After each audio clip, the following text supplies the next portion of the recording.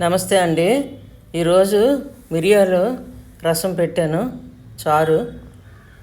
తర్వాత బంగాళదుంప పిడుపు చేశాను. ఆ రెండు చూపిస్తున్నాను. పోపు మామూలుగా చారు పోపు వేసి మిరియాలు, వెల్లుల్లి, ఆవాలు, జీలకర్ర, కరివేపాకు, ఎండుమిర్చి అన్నీ వేసి దాంట్లోకి అలాగా ఆ చారులోకి వేసాను. మళ్ళీ ఇదే కళాయిలో బంగాళదుంప పిడుపు చేశానండి.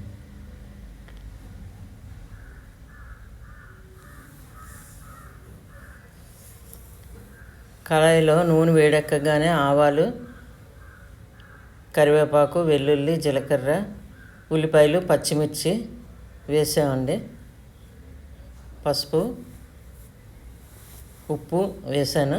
బాగా వేగిన తర్వాత ఈలోగా బంగాళదుంపలు ఉడికించి చెక్కు తీసుకొని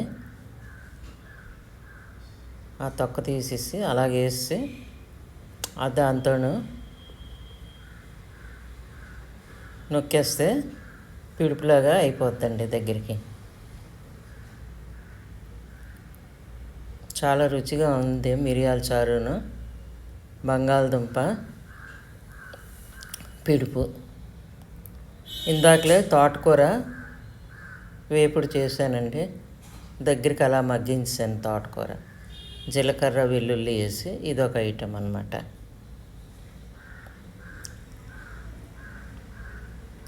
పిడుపు చేసినప్పుడు పక్కన మిరియాల చారు ఉంటే చాలా బాగుంటుందండి. అందుకని చేశాను.